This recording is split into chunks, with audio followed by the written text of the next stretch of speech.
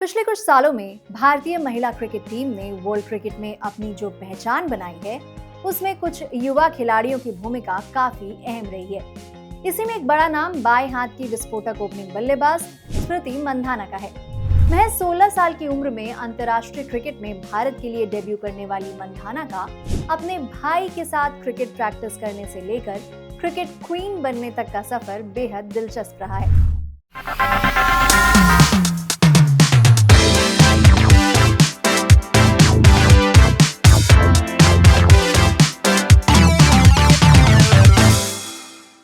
नमस्कार, मैं हूं मेघा सिन्हा और आप देख रहे हैं बजट बट्टू स्पोर्ट्स। स्मृति मंधाना का जन्म 18 जुलाई 1996 को मुंबई में हुआ था, लेकिन जब वो 2 साल की थी तब उनका परिवार महाराष्ट्र के सांगली के माधव नगर में आ गया, जहां उन्होंने अपना बचपन बिताया।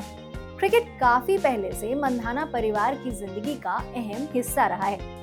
उनके पिता डिस्ट्रिक्ट लेवल पर खेल चुके हैं और भाई श्रवण भी महाराष्ट्र की अंडर 19 क्रिकेट टीम का हिस्सा रहे हैं। हालांकि बाद में उन्होंने क्रिकेट छोड़कर बैंकर बनने का फैसला किया। स्मृति मंधाना के क्रिकेटर बनने में उनके भाई श्रवण का बड़ा योगदान रहा। जब श्रवण प्रैक्टिस के लिए मैदान जाते तो उनसे 4 साल छोटी स्मृति भी उनके साथ जाया करती। जब श्रवण ने जूनियर लेवल पर अच्छा प्रदर्शन करना शुरू किया और उनका नाम स्थानीय अखबारों में छपने लगा, तो स्मृति उन खबरों को अपनी स्क्रैप बुक में संभाल कर रखती। धीरे धीरे यहीं से क्रिकेट के प्रति उनकी दिलचस्पी और गहरी होती चली गई। जल्द ही स्मृति मंधाना ने सांगली में जूनियर स्टेट ट्रेनर और कोच अनंत तमवेकर की निगरानी में ट्रेनिंग शुरू कर दी। सिर्फ 9 साल की उम्र में उन्होंने अंडर 15 महाराष्ट्र टीम में जगह बना ली और महज 11 साल की उम्र में अंडर 19 स्टेट टीम में उनका चयन हो गया। अपने पहले ही मैच में सौराष्ट्र के खिलाफ 155 रनों की शानदार पारी खेलकर उन्होंने घरेलू क्रिकेट में अपनी मौजूदगी दर्ज कराई।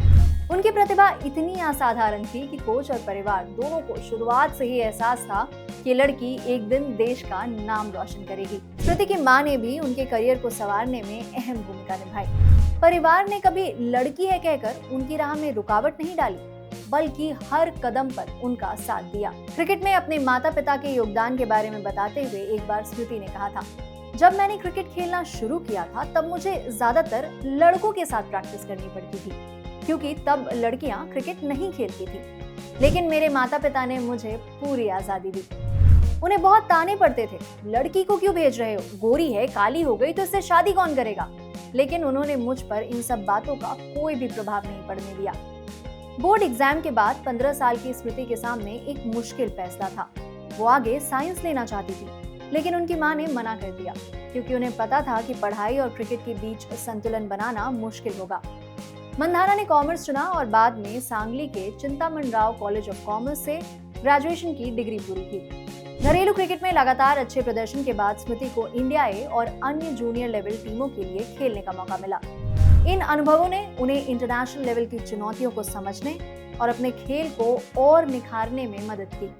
ऑस्ट्रेलिया और इंग्लैंड की जूनियर टीम्स के खिलाफ खेलते हुए उन्होंने साबित किया कि वो सिर्फ भारतीय परिस्थितियों में ही नहीं, बल्कि विदेशी पिचों पर भी रन बना सकती हैं। स्मृति मंधाना के करियर का सबसे अहम मोड़ आया साल 2013 में, जब 5 अप्रैल को वडोदरा में बांग्लादेश के खिलाफ उन्होंने भारत के लिए अपना T20I डेब्यू किया। उस वक्त वो सिर्फ 16 साल की थी। अपने डेब्यू मैच में स्मृति मंधाना ने 36 गेंदों पर 39 रन की पारी खेली। उस मैच में भारत की ओर से सबसे ज्यादा रन बनाने वाली बल्लेबाज रही और भारतीय टीम ने 10 रनों से जीत दर्ज कर बायलैटरल सीरीज में 3-0 से क्लीन स्वीप किया। सिर्फ 5 दिन बाद 10 अप्रैल को स्मृति ने अहमदाबाद में बांग्लादेश के खिलाफ अपना ODI डेब्यू किया। तीसरे नंबर पर बल्लेबाजी करते हुए युवा खिलाड़ी ने 35 गेंदों में 25 रन बनाए। इसी बीच मंधाना ने एक और बड़ा मुकाम हासिल किया। Inter state under 19 one day tournament में उन्होंने वडोदरा के ओलंपिक क्रिकेट ग्राउंड पर गुजरात के खिलाफ मात्र 150 गेंदों में नाबाद 224 रन की पारी खेली और किसी भी स्तर पर 50 ओवर मैच में डबल सेंचुरी बनाने वाली पहली भारतीय महिला खिलाड़ी बनी। इस टूर्नामेंट में उन्होंने 2 और शतक भी लगाए। बाद में एक पॉडकास्ट में उन्होंने बताया कि जिस बैट से उन्होंने ये डबल सेंचुरी बनाई थी वो भारतीय क्रिकेट के दिग्गज राहुल द्रविड़ का प्रैक्टिस बैट था, जिसे स्मृति के भाई ने उन्हें गिफ्ट किया था। 13 अगस्त 2014 को वर्म्सले में इंग्लैंड के खिलाफ मंधाना ने भारत के लिए अपना टेस्ट डेब्यू किया। अपनी पहली पारी में मंधाना ने 22 और दूसरी में मैच डिफाइनिंग इनिंग्स खेलते हुए 51 रन बनाए।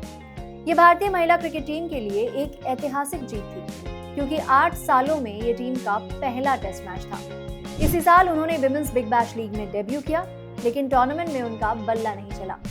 समय के साथ मंधाना का खेल और निखरता गया और वो हरमनप्रीत कौर और मिताली राज के साथ भारतीय बल्लेबाजी की मजबूत कड़ी बन गई। साल 2016 में होबार्ट के बेलेरिव ओवल में ऑस्ट्रेलिया के खिलाफ मंधाना ने 109 गेंदों में 102 रनों की पारी खेलते हुए अपना पहला अंतर्राष्ट्रीय शतक लगाया।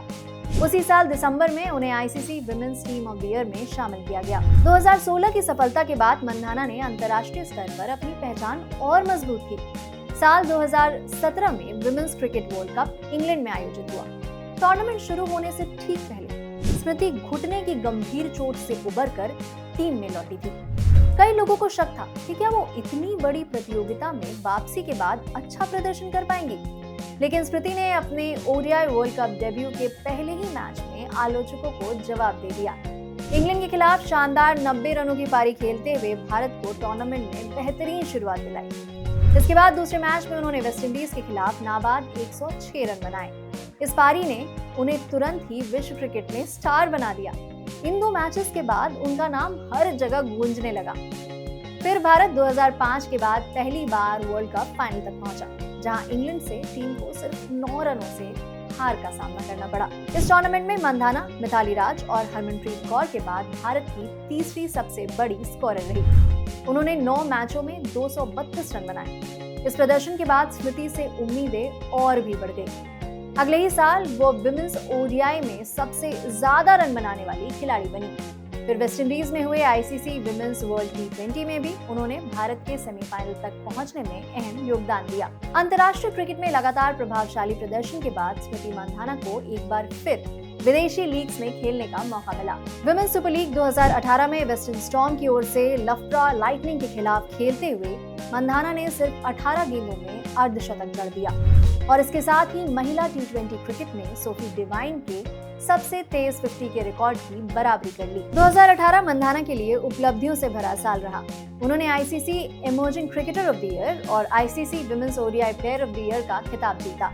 फरवरी 2019 में Smriti Mandhana ICC women's ODI rankings में दुनिया की नंबर 1 बल्लेबाज बनी। उसी महीने गुवाहाटी में इंग्लैंड के खिलाफ 3 मैचों की T20I सीरीज के पहले मुकाबले में उन्होंने चोटिल कप्तान हरमनप्रीत कौर की जगह टीम की कमान संभाली और पुरुष और महिला दोनों वर्गों में भारत की सबसे कम उम्र की T20I कप्तान बनी। स्मृति मंधाना उस वक्त महज 22 साल और 229 दिन की थी। उनसे पहले हरमनप्रीत कौर 23 साल और 237 दिन की उम्र में भारतीय महिला T20I टीम की कप्तानी करने वाली सबसे कम उम्र की खिलाड़ी थी।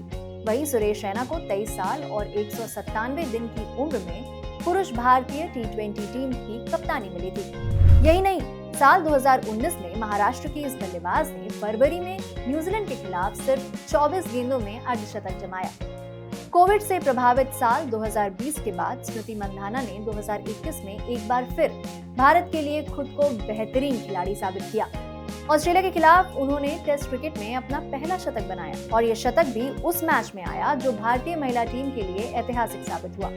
भारतीय महिलाएं पहली बार पिंक बॉल टेस्ट खेलने उतरी और मंधाना ने शानदार शतक बनाकर इस मैच को यादगार बना दिया। वो पिंक बॉल टेस्ट में शतक बनाने वाली पहली भारतीय महिला क्रिकेटर बनी। मंधाना को क्रिकेट के तीनों फॉर्मेट्स में शानदार प्रदर्शन करने के लिए 2021 में आईसीसी महिला क्रिकेटर ऑफ द ईयर का खिताब दिया गया। इसके बाद अगले साल हुए विश्व कप में स्मृति का बल्ला खूब चला। हालांकि न्यूजीलैंड में आयोजित हुए विमेंस क्रिकेट वर्ल्ड कप 2022 में भारत ग्रुप स्टेज से आगे नहीं बढ़ सका, लेकिन स्मृति मंधाना टूर्नामेंट के 7 मैचों में 327 रनों के साथ टीम की टॉप स्कोरर रही, जिसमें पाकिस्तान के खिलाफ अर्धशतक और वेस्टइंडीज के खिलाफ 123 रनों की शानदार पारी भी शामिल रही। इसके बाद मंधाना बर्मिंघम कॉमनवेल्थ गेम्स 2022 में सिल्वर मेडल जीतने वाली भारतीय महिला टीम का हिस्सा रही, जहां उन्होंने वाइस कैप्टन के रूप में महत्वपूर्ण भूमिका निभाई। इंग्लैंड के खिलाफ उन्होंने अपना ही रिकॉर्ड तोड़ते हुए सिर्फ 23 गेंदों में अर्धशतक जड़ा, जो किसी भारतीय महिला क्रिकेटर द्वारा बनाया गया संयुक्त रूप से दूसरा सबसे तेज T20I 50 है। आईपीएल की तर्ज पर शुरू हुई विमेंस प्रीमियर लीग के पहले सीजन में स्मृति मंधाना पर सबसे अधिक 3 करोड़ 40 लाख रुपए की बोली लगी। जिससे वो लीग की सबसे महंगी खिलाड़ी बनी। WPL 2023 की नीलामी के दौरान उन्हें रॉयल चैलेंजर्स बैंगलोर ने अपनी टीम में शामिल किया। इसके कुछ समय बाद साउथ अफ्रीका में आयोजित विमेंस T20 वर्ल्ड कप 2023 में स्मृति मंधाना ने आयरलैंड के खिलाफ 87 रनों की मैच विनिंग पारी खेली। स्मृति मंधाना एशियन गेम्स 2023 में गोल्ड मेडल जीतने वाली भारतीय महिला टीम की वाइस कैप्टन भी रही।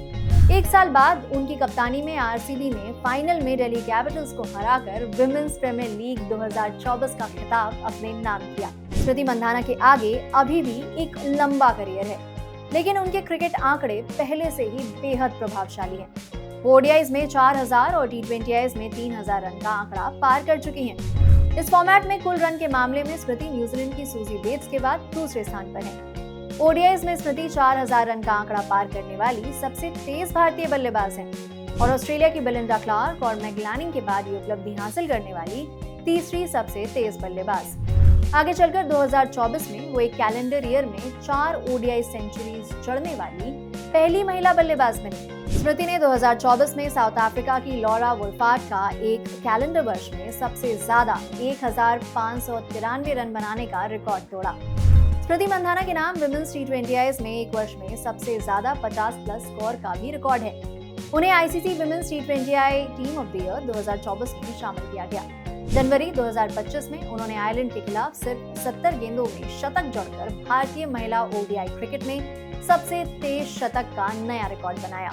ये रिकॉर्ड पहले हरमनप्रीत कौर के नाम था, जिन्होंने 87 गेंदों में शतक पूरा किया था। उसी मैच में भारतीय महिला टीम ने सिर्फ 5 विकेट के नुकसान पर 435 रन बनाए, जो ODI क्रिकेट में अब तक टीम का सर्वोच्च स्कोर है। जून 2025 में स्मृति मंधाना ने ICC महिला वनडे बल्लेबाजी रैंकिंग में नंबर 1 स्थान हासिल किया। उन्होंने नवंबर 2019 के बाद फिर से टॉप पर वापसी की। उसी महीने के अंत में स्मृति मंधाना इंग्लैंड के खिलाफ T20Is में 62 गेंदों पर 112 रन बनाकर महिला क्रिकेट में सभी फॉर्मेट्स में शतक बनाने वाली पहली भारतीय खिलाड़ी बन गई। ये भारतीय महिला टीम की ओर से किसी खिलाड़ी द्वारा बनाया गया सर्वोच्च व्यक्तिगत T20 स्कोर भी था, जिसने 2018 में न्यूजीलैंड के खिलाफ हरमनप्रीत कौर के 103 रन के स्कोर को पीछे छोड़ दिया। सितंबर 2025 में स्मृति ने अपने रिकॉर्ड बुक में एक और बड़ी उपलब्धि दर्ज की। दिल्ली में ऑस्ट्रेलिया के खिलाफ हुए मुकाबले में उन्होंने वनडे क्रिकेट का दूसरा सबसे तेज शतक जड़ डाला। सेंचुरी तक पहुंचने के लिए मंधाना ने सिर्फ 50 गेंदें खेली। बता दें कि महिला क्रिकेट में सबसे तेज शतक जड़ने का रिकॉर्ड ऑस्ट्रेलिया की मैग लैनिंग के नाम है, जिन्होंने 2012 में न्यूजीलैंड के खिलाफ 45 गेंदों में शतक जड़ दिया था।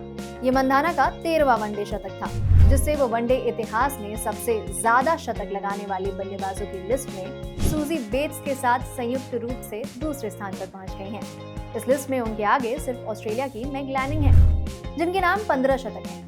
मंधाना टेस्ट क्रिकेट में 2 शतक जड़ चुकी हैं। जो स्मृति कभी अपने भाई को सिर्फ नेट पर प्रैक्टिस करते हुए देखा करती थी और इंतजार करती थी कि कब उन्हें बल्ला उठाने का मौका मिलेगा, जिसके पापा को लगता था कि बेटी को लेदर की बॉल लग ना जाए, इसलिए वो उसे नेट्स के पीछे खड़ा कर देते थे।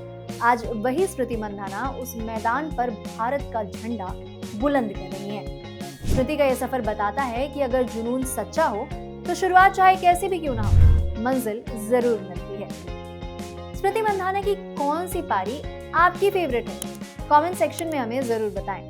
और अगर वीडियो पसंद आया तो देखते रहिए बजर बट्टू स्पॉट्स।